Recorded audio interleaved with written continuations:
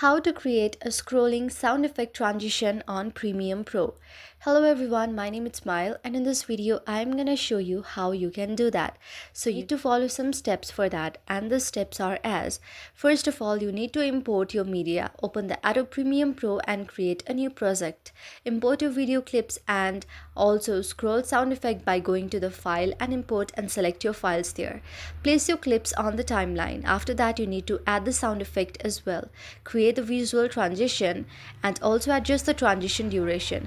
Now sync the audio and visuals. Ensure the scrolling sound effect is synchronized with the visual transition, playback and the timeline, and the adjust of position as well.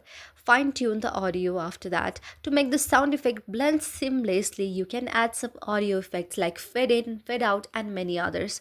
After that, you need to preview and adjust. Play back the transition to see how the visual and the audio elements work together and make any necessary adjustments as well. After that, you need to render and export.